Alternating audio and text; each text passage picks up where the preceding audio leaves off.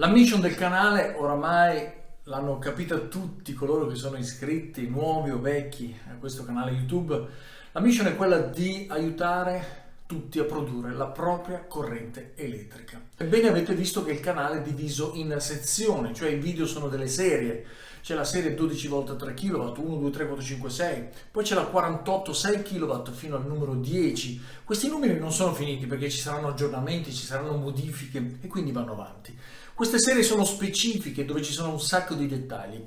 Ora, qual è lo scopo di questo video che è il numero 1 di una nuova serie? Ebbene, è generato dalle tantissime domande e messaggi che ricevo su Messenger di persone che mi dicono: Gianni, io non me ne intendo, cioè me ne intendo, ho costruito anche qualcosa a casa mia, il portalampade, una linea elettrica la faccio io, però di montare il BMS, l'equalizzatore attivo, poi di fare tutti i settaggi per le litio non me la sento. Puoi fare dei video più semplici, fatti per noi che non abbiamo una conoscenza dettagliata o abbiamo anche magari paura della corrente? Ebbene, apprezzo queste persone perché, consce del fatto che non hanno una cultura elettronica particolare, neanche minima, vogliono fare qualcosa ma compatibilmente con la sicurezza. Dico sempre a tutti: avvaletevi di esperti, del vostro amico elettricista e di quant'altro, e in questa serie voglio proprio rispondere a queste persone che non hanno una capacità importante, quindi vogliono andare avanti progressivamente imparando, ma nel contempo questo video, questa serie, questo numero 1 parte da zero. Da zero significa che parte anche per coloro che hanno un balcone, che abitano in condominio, che vogliono alimentare semplicemente una baita o qualcosa di semplice. Partire da zero significa che il video numero 1, questo, parlerà di un impiantino molto semplice, molto sobrio, fattibilissimo, che parte con elementi semplici e soprattutto economici. Bene, il video numero 1 può essere già un'idea definitiva per qualcuno che dice: ok, a me basta questo. Voglio semplicemente ridurre la bolletta di una piccola entità e avere energia in caso di blackout. Poi ci sarà il numero 2 che sarà un ampliamento di questo, il numero 3, 4 e andiamo avanti come le altre serie per andare a far diventare questo anch'esso una serie importante. Ovvero, il titolo l'avete visto, quindi qui saranno impianti per coloro che vogliono spendere poco, che non hanno grandi capacità, che non vogliono passare alle litio, e quindi un impianto che rimarrà sulle piombo. Vediamo quali piombo e partiremo con queste che sono 2 piombo automobilistiche, quindi per niente idonee al fotovoltaico, ma con delle riserve. Le vedremo tutti nei dettagli di questo video, che è il numero 1 di questa serie: impianto economico, fotovoltaico e senza troppe complessità. Buona visione, iscrivetevi al canale, fra qualche secondo partiamo. Mi sono leggermente spostato perché ho detto partiamo. E da cosa partiamo? Partiamo esattamente dai pannelli. Ora, quando parliamo di un impianto semplice che costa poco, avete visto, questo è un impianto da 400 euro. Cioè noi con 400 euro possiamo alimentare che cosa? Lo vediamo adesso nei dettagli. Ebbene, partiamo dai pannelli. Ricordate una cosa fondamentale: gli impianti si dividono, per quello che è la mia quarantennale esperienza, in 3 tipologie. L'impianto a sufficienza, cioè quello che serve a far andare solo alcune cose fondamentali.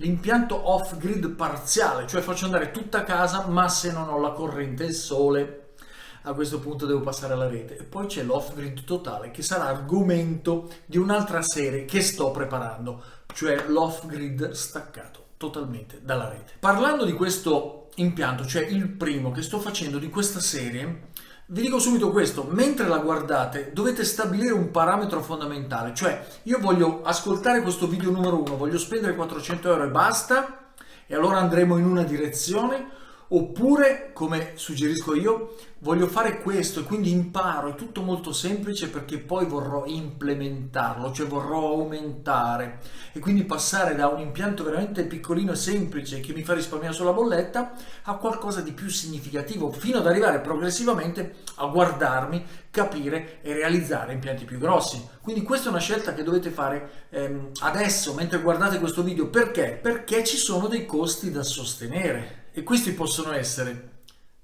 gestibili già da subito, e quindi mi sono già preparato per il dopo, Oppure voglio spendere pochissimo adesso e poi le cose le rivendo, me le riciclo, le do a un amico che vuole fare anche lui una partenza e io vado a comprarmi le cose nuove. Quindi ecco la vostra scelta quale deve essere, cioè voglio rimanere così, ok, ho speso 400 euro, fine, oppure voglio implementare. Perché dico partiamo dai pannelli? Perché sono il cuore pulsante, lì il sole sbatte sui pannelli e producono energia elettrica. Passerà attraverso il regolatore di carica, entrerà nelle batterie e sarà utilizzata dall'inverter. Ci sono delle sicurezze e qualcosa che vedremo progressivamente nei vari video anche sull'implemento, sulla miglioria di questo impianto così semplice. Ebbene, da questo primo video parleremo di due pannelli. Perché dico due? Perché questi sono pannelli usati, li avete già visti nella serie precedente, questi non sono gli stessi, perché quelli erano 3 busbar, questi sono 2 busbar. Significa che sono un pelino meno belli. Ora, non fatevi predare dal fatto che li ho trovati usati da 80-90 euro, no, assolutamente. Un pannello usato di 250 watt di potenza deve costare assolutamente intorno ai 50 euro. Chiaramente la legge della domanda e dell'offerta e poi chi ci vuole lucrare indubbiamente stabilirà i suoi prezzi, quindi valutate voi quanto comprarlo, ma secondo me se cominciamo ad avvicinarci a 70-80 euro allora io comincio a spostarmi sulle 120-130 euro nuovo. A questo punto chiaramente non menzioniamo il fatto che adesso i prodotti veramente stanno scarseggiando, non si trova più nulla, bisogna andare veramente a smanettare in internet. Però questi sono, sino ad oggi, fino alla realizzazione di questo video, sono degli standard. Ora, 2 pannelli da 250 watt significa che il mio impianto iniziale produrrà 500 watt. Io stabilisco, mi basta. Perché? Perché 500 watt moltiplicato le ore statistiche estive, che sono 5, significa che io faccio in una giornata estiva di luglio 2500 watt.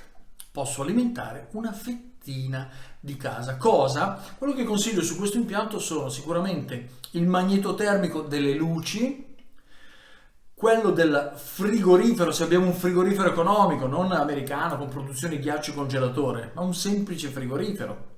Ci possiamo attaccare il wifi e l'antifurto, se è un antifurto semplice. Ora, tutti questi watt nella loro somma di funzionamento non sono tanti, quindi possono essere gestiti da tutti gli apparecchi che vedrete in questo numero 1, video numero 1.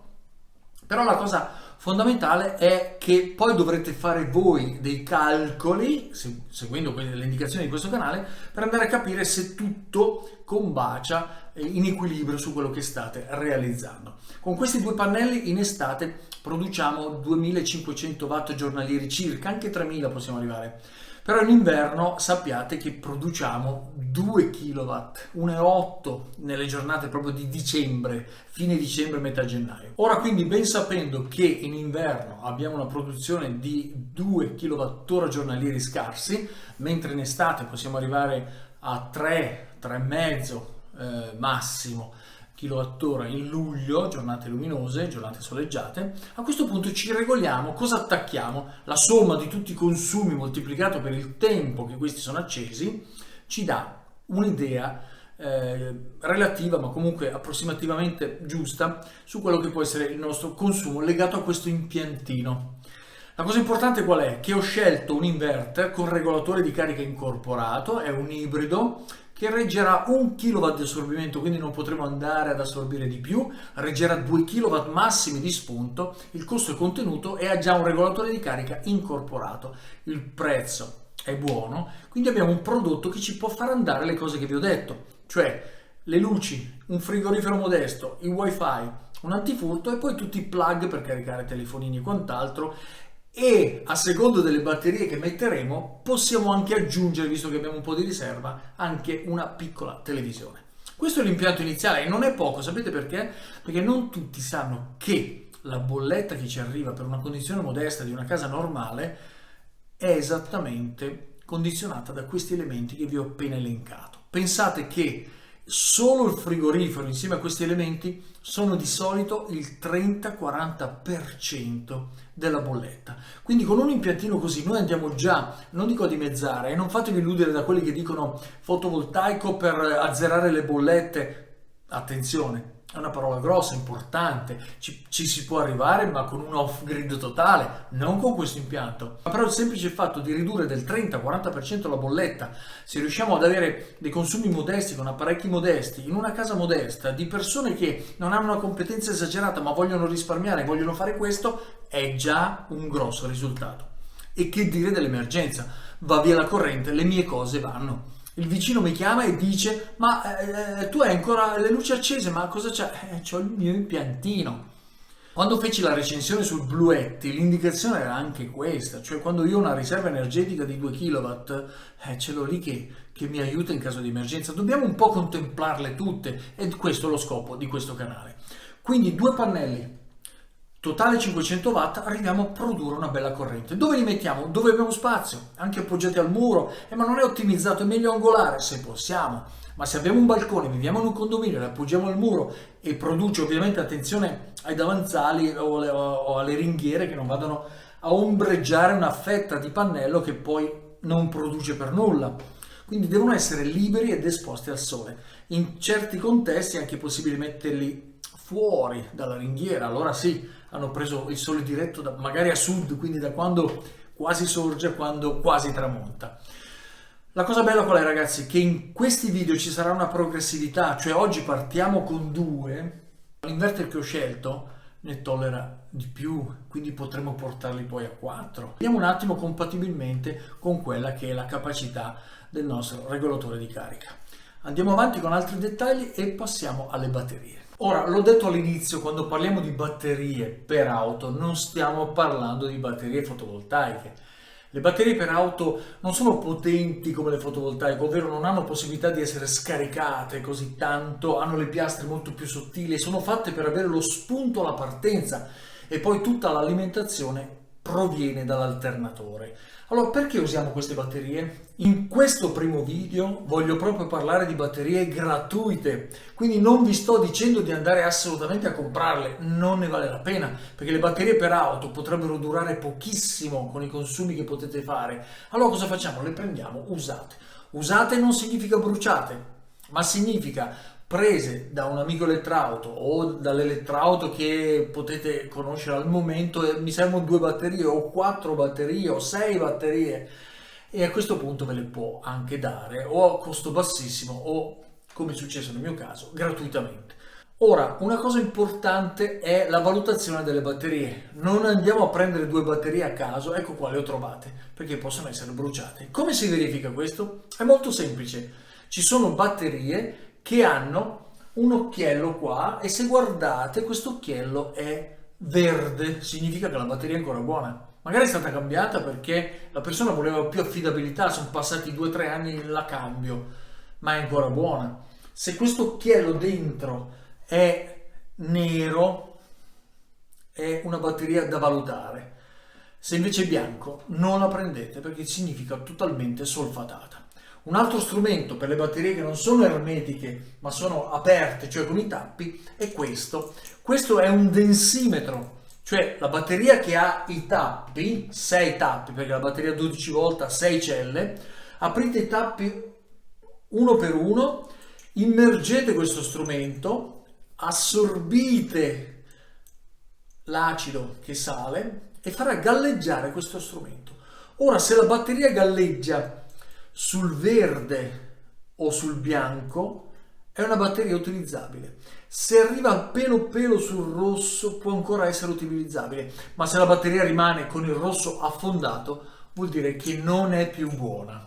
Questo è un densimetro ed è lo strumento in assoluto più affidabile per il test delle batterie al piombo. Ora, le batterie sigillate in realtà sono solo chiuse ermeticamente, ma se aprite ci sono i tappi o ci sono comunque i fori di ispezione. Però se non volete aprirle, le volete come in questo caso così chiuse, queste hanno, adesso ve lo faccio vedere da vicino, hanno questo visore e sono verdi, quindi io poi le ho messe sotto carica, le ho spinte un po' in desolfatazione e sono effettivamente molto buone. Le dovete trovare e dovete trovarle abbastanza simili. Io ho avuto questa fortuna che queste due sono uguali da 95 ampere, buone, quindi questo per lo scopo menzionato nel canale sono idonee. Poi ragazzi ne trovate non 2 ma 4 simili o uguali, è importante l'amperaggio, queste sono 95 ampere, scusate ma io chiudo sempre le pubblicità, no? 95 ampere, ne trovate 2 da 95, 2 da 90, va bene, 2 da 95, 2 da 100, 2 da 90, 2 da 100 va ancora bene, ma non fuori da questi parametri. In questo modo abbiamo 2 o 4 o 6 batterie idonee per una certa quantità di corrente. Per il primo impianto, cioè questi due, il massimo che potete raggiungere per caricare sono 4/6, però già meglio 4 caricate bene, anche perché tenete presente che una fetta di corrente non entra in batteria ma viene subito prelevata durante l'utilizzo diurno della casa, perché se avete il sole, i pannelli producono e il frigorifero, il wifi acceso eccetera, c'è già un assorbimento di una percentuale di corrente prodotta dai pannelli, il resto entra nelle batterie. Quindi fondamentale la verifica delle batterie, non portatevi a casa piombo e acido che poi dovete smaltire. Le verificate, ad esempio una cosa molto importante è portarvi anche un tester dove mettete volt, corrente continua, e ve lo faccio vedere direttamente col tester in modo che capite anche la verifica della tensione come va fatta. Mi sono spostato in cima alla batteria e guardate quello che dicevo prima, questo forellino dove dentro si vede un colore. Questo colore è verde, è generato è uno strumentino piccolo, semplice, un cilindretto che serve a far vedere lo stato della batteria. La condizione è perfetta perché questo è ancora verde. Io le ho trovate così, le ho prese così, ho detto mamma mia, bellissimo. Ecco, se questo fosse invece che verde nero, dobbiamo testarle. Se invece lo vedete dentro bianco, quel cerchiolino verde tutto bianco latte, allora a quel punto lì la batteria è totalmente solfatata. Passiamo adesso alla misurazione attraverso il tester. Ebbene, anche qui è molto semplice ragazzi, abbiamo i due puntali del tester, abbiamo impostato su volt, corrente continua, appoggiamo il positivo e il negativo e vediamo che segna 12 volt e 64. Vediamo l'altra batteria quanto segna, positivo e negativo, 12 volt e 71. Ora vediamo che questa batteria è leggermente migliore della prima, di pochissimo. Ora queste sono ferme oramai anche da tanto tempo e sono ancora a 12,60 o 70. Ebbene, queste sono batterie buonissime, sono batterie che per questo progettino vanno veramente bene. Qual è la percentuale che dobbiamo guardare? Ritorniamo adesso in postazione. Ebbene, avete visto, è molto semplice, con un tester, corrente continua, mettete sui 20 volt, tanto queste sono 12-13, avete visto la qualità della batteria. Ora, attenzione, perché una batteria, come dicevo prima durante la ripresa, a 12,60-70 è perfetta. Pensate che quando sono nuove dovrebbero essere 12,80-90, spesso quando le comprate non lo sono. Perché? Perché le tengono in magazzino magari 6 mesi, un anno e sono già 12,50, 12,20. Io ho visto batterie comprate nei negozi specifici andando là col tester ed erano addirittura sotto i 12. Queste sono batterie immagazzinate per grossi acquisti che già iniziano a solfatare, non va bene. Se quindi abbiamo trovato queste batterie a 12,60, 70 o anche a 12,40, 12,30, sono batterie che possono essere utilizzate. Però dobbiamo fare attenzione perché, come dicevo in altri video, la tensione può essere finta, cioè le celle ci sono, la tensione c'è, ma non c'è la corrente, ovvero le piastre sono parzialmente solfatate, quindi non c'è la sostanza. Come facciamo a vedere se c'è questa sostanza, cioè gli ampere nella batteria? Senza andare troppo nel complicato, perché questo è un video semplice, lo possiamo fare attraverso questo piccolo strumentino autocostruito, cioè una lampadina della macchina con due contatti. Ebbene, vediamo come si fa, è molto molto semplice. Le tensioni sono basse, quindi non rischiamo di prendere corrente assolutamente e quello che dobbiamo fare è connettere i due poli alla lampadina. Bene, questa si deve accendere e deve rimanere accesa prepotentemente. Possiamo star lì anche 10-20 secondi, un minuto. Se rimane così vuol dire che la batteria ha della sostanza. Se si spegne gradualmente vuol dire che era solo tensione finta. Proviamo su quest'altra. Stessa identica cosa. Ebbene, non starò qua ovviamente 1, 2, 3 minuti, ma avete capito il senso delle cose. Se c'è un calo della luminosità, la tensione non era reale legata alla corrente, ma era solo tensione per, chiamiamola, bontà delle 6 celle che non erano in cortocircuito. Come avete visto, ed è la mission di questo canale, non ho portato l'amperometro, il tester digitale, ma la semplice lampadina. Questa è una 21 watt, è la cosiddetta luce dello stop, della freccia. Volete prendere una 55 watt, cioè quella dell'annabagliante, meglio ancora, è più potente, assorbirà di più. Volete prendere una lampadina o 2 lampadine messe in parallelo, quindi avete 100 watt. Ebbene, queste, se io adesso le appoggiassi qua, starebbero lì. Vuol dire che qua c'è ancora la sostanza, ci sono ancora gli ampere che ci servono per alimentare la fettina di casa nostra. Andiamo avanti adesso con quello che possiamo definire il trattore dell'impianto, cioè l'inverter, e vediamo tutte le caratteristiche. Innanzitutto ho tolto le batterie dalla mia favorita console, questa scrivania, e ho ricevuto subito un messaggio sul telefonino da parte delle batterie dicendo: grazie che ci hai tolto dalla responsabilità di sfondare e un giorno sappi che accadrà. Battute a parte, ragazzi, torniamo all'inverter. Questo è un inverter ibrido, ok? Non chiedetemi come mai è marchiato energia fai da te, canale che sta andando avanti a sprombattuto. Ebbene, questo è un inverter che ha delle caratteristiche piacevoli. Innanzitutto è economico. Poi ha il regolatore di carica incorporato. Voi sapete in altri video che ho detto meglio separati, eccetera, ma ci sono delle situazioni dove possiamo utilizzare degli elettrodomestici diversi da quello che poteva essere un video specifico. Qua stiamo facendo un impianto semplice, tutto in uno, ebbene ci fidiamo dell'affidabilità e della minima responsabilità che deve avere questo tutt'uno per quello che è il nostro impianto semplice. Vediamo le caratteristiche. Ebbene, ragazzi, questo inverter è minimale, semplice, però ha delle caratteristiche che sono veramente piacevoli per questo impianto iniziale, questo numero 1, ma che può diventare anche per molti di voi l'impianto definitivo. Ebbene, qua avete la potenza di 1 kW con 2 di spunto per 1 millisecondo, ad esempio un grosso frigorifero. Con questo kilowatt fate andare tutto quello che vi ho detto, dovete fare il calcolo per stare a 800, 700, 600, a arrivare ogni tanto a 1 kilowatt. Già avete visto negli altri video che non vogliamo sfruttare appieno gli inverter e le potenze. Ora abbiamo 1 kilowatt di potenza e abbiamo anche l'ingresso per il fotovoltaico. Questo ingresso ci consente al massimo 50 ampere. Ovviamente io vi ho fatto vedere questi pannelli da 250 watt che però hanno un VOC, che è il Volt Open Circuit, di 32 volt. Significa che sono un pelino anche troppo potenti per questo impianto. Allora, se riuscite a trovare dei pannelli invece con un VOC, un VOC tra i 18 e i 21 volt, a quel punto sono ancora più ideali per questo impianto. Perché dico questo? Perché di questi ne potete mettere al massimo 3, 4 no, su questo impianto. Invece se prendete i pannelli più piccoli potete arrivare anche fino a 10. Se avete un VOC di 20 volt, 21, pannelli da 80, 90, 100 watt, ne potete mettere di più. Chiaramente meno potenti di più, più potenti meno, quindi la proporzione è ben descritta in quelli che sono il manuale, che è molto dettagliato, c'è scritto veramente tutto, ovviamente in inglese.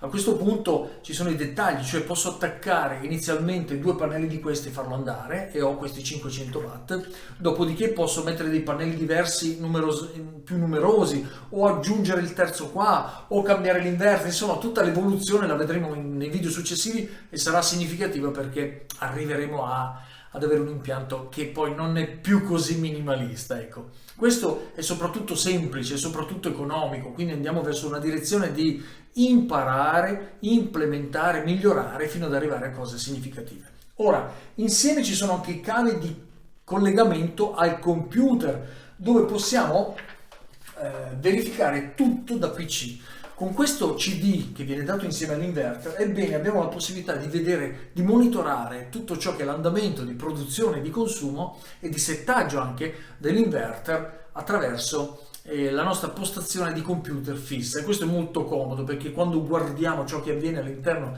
dei nostri impianti è significativo. Impariamo e teniamo sotto controllo il tutto. Sarà oggetto ovviamente questo di tutti i settaggi man mano che andremo avanti con questa serie. Questo è l'inverter, quindi ricordate 50 A è un PWM, cioè la sua funzione è on-off, non è un MPPT, perché sennò avremmo dovuto aggiungere 200-250 euro al nostro impianto base. Ci arriviamo, vediamo cosa succederà in futuro. È anche un regolatore di carica solare, ma non solo, è anche un caricabatterie. Significa che se io dalla rete di notte voglio caricare le batterie per utilizzarle di giorno, spendo meno, però non si fa con le piombo perché l'efficienza delle piombo è il 60%. Si farà quando avrete le litio, che l'efficienza raggiunge il 99%. Allora, la notte, per coloro che hanno un contratto che costa meno la corrente, mi carico le batterie, sono tante, sono belle, e di giorno la uso quando nella fascia 1, in F1, costa di più la corrente. Queste sono sempre scelte personali. Quindi, inverter 1 kW, regolatore solare da 50 A e è un caricabatterie che può quindi caricare le vostre batterie anche da un generatore. Se voi mettete questo in una baita, non è che tutti vivono in un condominio, ma in una baita nella vostra terra dove avete piacere di andare, avete non solo gli orti ma anche magari del bel verde da godervi, eccetera. Bene, vi fate un impiantino semplice, accendete il generatore e mentre lo utilizzate in diretta potete anche caricare le batterie con quelli che dovrebbero essere, se non ricordo male, 20 A di carica, quindi anche significativo. Ebbene, questo è l'inverter, visionabile dal computer, settabile oppure settabile dai tastini se non volete connettervi al computer, ed è molto semplice. Io ho già fatto un video specifico sui settaggi, lo riprenderemo dopo durante questa serie.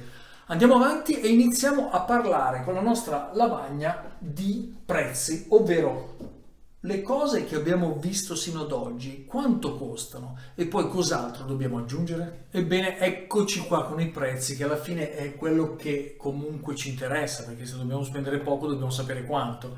Ora, io ho segnato i due pannelli, ve li ho menzionati a 50 euro l'uno usati, sono 100 euro. Se invece trovate degli usati più piccoli ne potete prendere 4, comunque dovete restare tra i 100, 120 euro, 140 euro, potete decidere anche di prenderli nuovi e vi aumenta il prezzo. Restiamo su questa fascia dell'usato, che è una fascia normale. L'inverter invece costa 250 euro, ripeto, questo è un Voltronic della famiglia dei Voltronic che oramai conoscete ed è 1000 watt, è un PWM, ha un regolatore di carica solare fino a 50 ampere e ha un caricabatterie incorporato. Tutto questo in uno e il costo, quello che l'ho pagato io, è 250 euro. Ora, attenzione, perché spesso anche nei video precedenti ricevo messaggi con scritto: Gianni, ma dove l'hai preso? Non lo trovo. E questo è un problema che non posso risolvere, perché vi dico già da subito come faccio il video, metto il link, basta, lì c'erano in quell'azienda 10 prodotti, sono finiti. Allora andate a spaziare per cercare queste caratteristiche e questa economicità. Voltronic 1000 watt, 50 ampere, caricabatterie